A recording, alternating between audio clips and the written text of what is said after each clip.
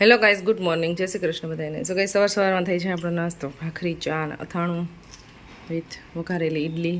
Good morning. Diwali આવી ગયા. ધનતેરસે આવ્યો વચ્ચે, તે દિવસે કંઈક હોય. ખરીદી કરાવી દીધી કોનાની?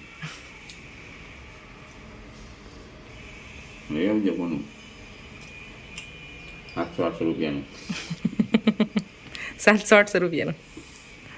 સોનાના ભાવ એટલા બધા આસમાને છે, પણ ધનતેરસના દિવસે અને પુષ્ય નક્ષત્ર જે દિવસે હોય ને તે દિવસે ટ્રાફિક એટલો બધો હોય ને કે વારો ન આવે એમ હોય જ્વેલર્સમાં. તમારે કેદી પડવાનું વેકેશન? ક્યાં પડે? તો ગાઈસ, બાળકો આવી ગયા છે અમારે, પેપર દઈને એક્ઝામ કમ્પ્લીટ અને વેકેશન. કેવું ગયું પેપર? ટાઈમ ઘટ્યો. કેટલું લેન્ધી પેપર હતું. સ્પીડ કરાઈ ને? નિબંધ 7 માર્કનો 7 માર્કનો હતો. હવે 4 પેજ ભરવા પડે. હવે ટાઈમ ઘટ્યો, 2 પેજ જ લખાણા. ત્રીજું ચાલુ કર્યું ને મારે 2 લાઈન લખી. એટલું જ થયું. તો એટલે પેપર લાવો. થોડીક સ્પીડ મેં રખાય. કીધું મેડમ થોડુંક લખાય, કારણ કે ઈ અડધું પેજ લખી રાખું ને તોય મને કેટલા કહું 4-5 માર્ક્સ તો મળી જ જાય. તો કે ન હવે નહીં નું પેપર દેવા ટાણે જ મેં કીધું તમે ધીમે ધીમે હા બાટન લેવા ટાણે કહું જટીન લઈ લ્યો. હાવ 2 મિનિટ એનું આવ્યું. આપણે પાસ થઈ જાય એટલે ઘણું બીજું હા. કેવું હોય. ખબર હે તો પાસ થઈ જાય. તો ગાઈસ, અમારે ખુશીબેન ને આજથી વેકેશન પડી ગયું છે અને મારે તો ફાયદો જ છે. આજે હું થોડુંક સાફ સફાઈનું ને એવું કામ કરતી હતી ને, ડાયરેક્ટ આવી મને બનાવી દે છે રસોઈ. Thank you so much. TV નો રિમોટ વાત થઈ હતી આપણે કે મને દેવાનો છે. આ તો હું કઈ બોલી નહીં એટલે. હે અમારા પરોભાઈ જો આવા નાટક જ હોય નવા નવા. શિયાળો આવી ગયો ભાઈ તારે? કેવી ફિલિંગ આવે? અમારે દિવાળીમાં કઈ ઠંડી લાગતી હોય. તો ગાઈસ, અમારે સાફ સફાઈ થતી હતી. અમે છે ને ટીવીનું બોક્સ હજી સાચવીને રાખ્યું હતું. 5 થી 6 મહિના કંઈ બી વસ્તુ ખરીદીને બોક્સ સાચવીને રાખી, બિકોઝ કંઈ બી ચેન્જીસ કરવાના થાય આપણે વોરંટીમાં હોય ત્યાં સુધી એવું રાખી. એટલે હવે બહાર મૂકી દઈશું અમે, અને હવે આને બસ જવા દઈશું. બસ કોઈ બી વસ્તુના અમે બોક્સ 5 થી 6 મહિના રાખી. ક્યાં હે ટીવી મૂકી રહીશ તું. બુક્સ ની વાત કર તું, ટીવી ક્યાં કરસ? લંચ બની જાય ને પછી જમી લઈ. અને મેં આ કાચરી સુકાવી હતી તો ત્યારે એકદમ કુરકુરી મસ્ત થઈ ગઈ છે. શાક તો વઘારાઈ ગયું ને, નહીં થોડી કાચરી તરી નાખત. ખાવાની બહુ મજા આવે. ઘણા લોકો ભાતમાં તેલ નાખવામાં એવું કેમ? એ તો ઉભરાય નહીં એટલા માટે હોય. એવું કોઈ બી વસ્તુ બાફવા માટે મૂકી દાળ ને એવું બધું, તો એ ઉભરાય નહીં એટલા માટે થોડુંક એવું નાખવાનું હોય. તો ખુશીબેનને હું સ્પેશિયલી એકલીને રસોઈ એટલા માટે બનાવી દઉં છું કે એને એક્સપિરિયન્સ થઈ જાય અને બગડે તો એ કાંઈ વાંધો નહીં, કારણ કે એ બાને શીખે. પણ હવે બગડતું નથી, હવે બહુ સારું એવું બનાવતા આવડી ગયું છે. પણ રોટલી નથી આવડતી હજી. પણ એ બધી વસ્તુ મોસ્ટલી છે ને ઢાંક નાની પાસે શીખે છે, એટલે હવે નેક્સ્ટ ટાઈમ એને ચાવાનું થશે ને એટલે નાની પાસે શીખી લેશે. પર વાહ, મોઢું અડી જાત હમણાં. મારી શું તને?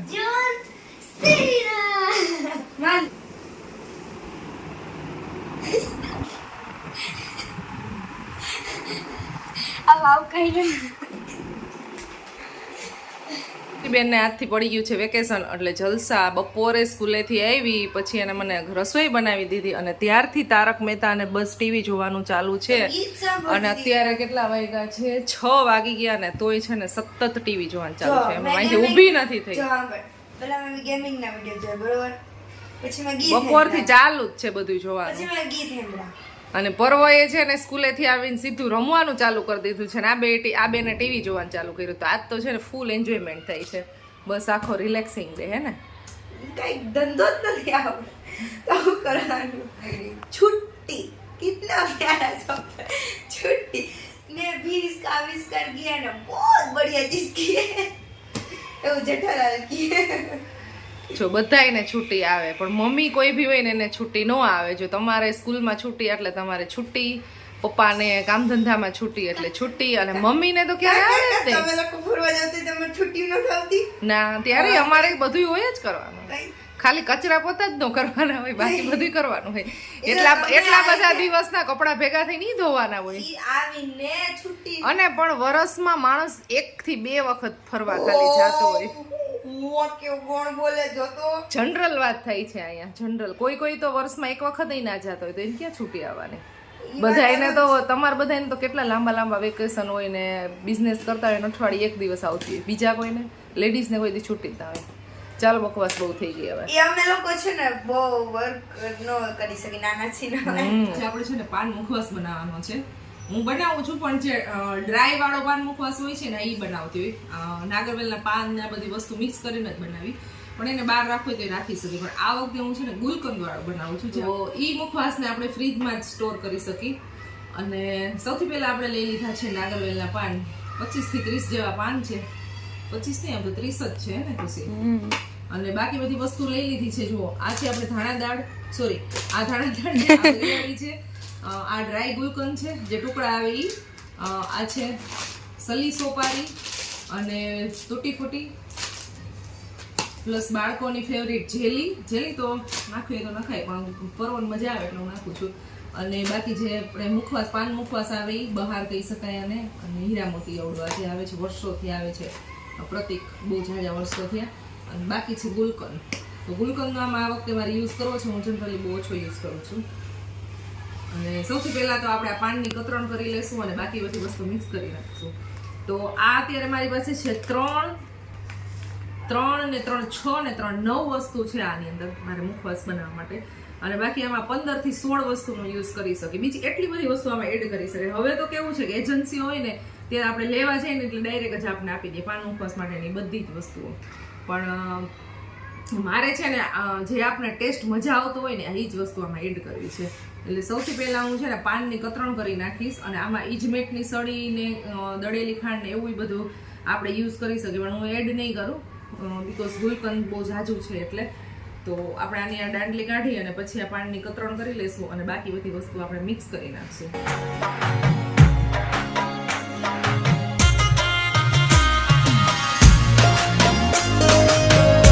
તો ગાઈઝ આપણે પાનનું કટિંગ એકદમ સરસ મજાનું થઈ ગયું છે.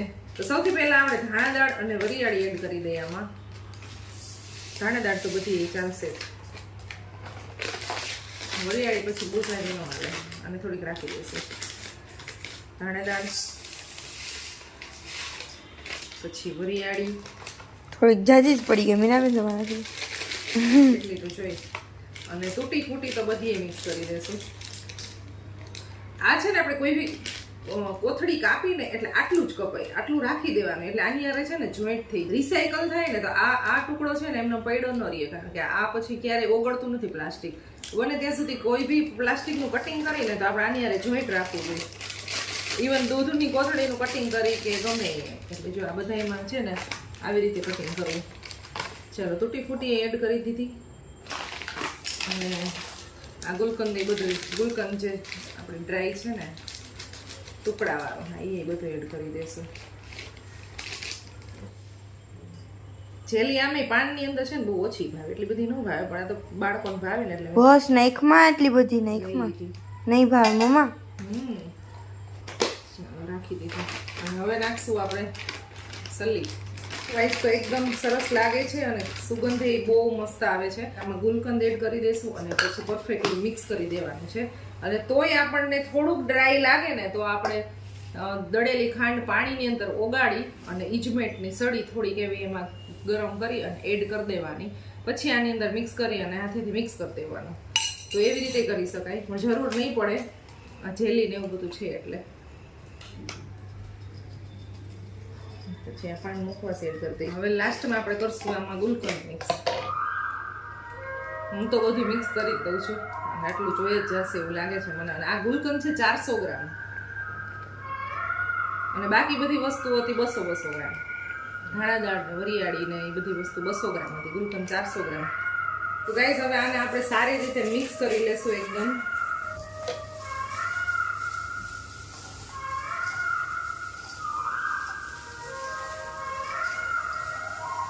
અને આપણે આને સ્ટોર કરવાનો છે ફ્રીજમાં. ઘણા લોકો આમાં ચેરી એડ કરે. ચેરી હજી તો આમાં ઘણું બધું એડ થાય, 5 થી 6 વસ્તુ હજી એડ કરી શકાય. આપણે ટોપરાનું ખમણ છે, પછી ગુલકંદનો જે ગુલાબનો પાવડર આવે છે એ એડ કરી શકાય, એવું ઘણું બધું એડ કરી શકાય. પણ આપણે છે ને આમાં આપણે જે વસ્તુનો ટેસ્ટ ભાવતો હોય ને હા એ એડ કરાય. તો મેં અમને જે વસ્તુનો ટેસ્ટ ભાવે છે ને એ એડ કરેલું છે. ગાઈઝ અમારો એકદમ સરસ મજાનો ટેસ્ટી મુખવાસ એકદમ સરસ રીતે રેડી થઈ ગયો છે. અને તમને બધાને રેસીપી કેવી લાગી ને કમેન્ટ કરી દેજો. મને તો એકદમ સરસ લાગી છે. મેં સિમ્પલ એકદમ સરળ રેસીપી આમાં યુઝ કરી છે. બધી વસ્તુ એવી જ લઈ આવી હતી, સિમ્પલ એકદમ, અને ટેસ્ટમાં સારું લાગે એવું. અમારો મુખવાસ એકદમ રેડી થઈ ગયો છે. હવે આને બરણીમાં ભરી દેશું અને પછી ફ્રીજમાં રાખી દેશું. નથી લેવાતો એટલે હું ના પાડું કે ઘરની બહાર રાખો. લઈ જા ને આગી. લાવ ભાઈ. ચલો બાય બાય. અમારા પરોભાઈ ફટાકડા ફોડવા જાય છે ને અગરબત્તીની સ્મેલ ખુશી નથી ગમતી. આમ જો એકદમ કેરફુલી. આજે જમવામાં બને છે અમારે પાઉંભાજી. ભાજી તો એકદમ રેડી થઈ ગઈ છે, બહુ મસ્ત મજાની. આ તો ખુશીબેને ભાજી બનાવી છે. અમે 2 વખત વઘાર કરી. સેકન્ડ ટાઈમ મેં કર્યો છે, ફર્સ્ટ ટાઈમ ખુશીએ કર્યો છે. આફા બને જમવાનું અમારે ચાલતું હતું. ખુશીબેન હજી જમે છે. અડધી કલાક થઈ અને જો કાલનો અમારો વ્લોગ ચાલુ છે. આજે ભાજી ખુશીએ બનાવી. મેં બધી સાઈડની હેલ્પ મેં કરી. અને થેલી બધી ભાજી બનાવી, તમને પાવ શેકી દીધા, તમે ખાઈ લીધા, ત્યાંથી બેઠી. તો એમ સ્વીકારી લે ને, મારે વાર લાગે છે જમવામાં. હું તો નિરાતે જ ખાઉં એમ. ખુશીનું કામ સારું છે.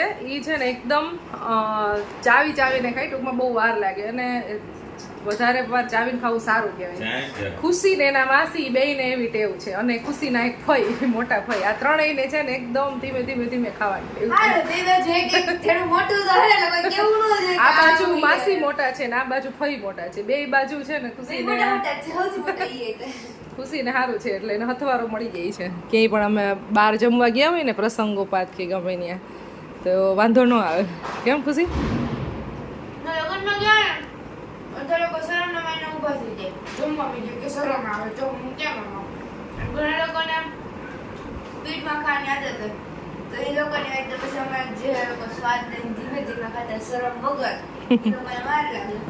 મને વાર લાગે ને એ મજા નો આવે. એકદમ આમ ધીમે ચાવીને ખાવું જોઈએ તો શરીર માટે સારું. એમાં 32 ટાઈમ ખાય તો વેઇટ લોસ થાય, પણ મારાથી થતું નથી. બસ આજનો દિવસ તો અમારો સિમ્પલ સોબર રહ્યો. બાળકોને વેકેશન આજથી પડી ગયું છે. આજે લાસ્ટ પેપર હતું ને તો ફૂલ એન્જોયમેન્ટ વાળો.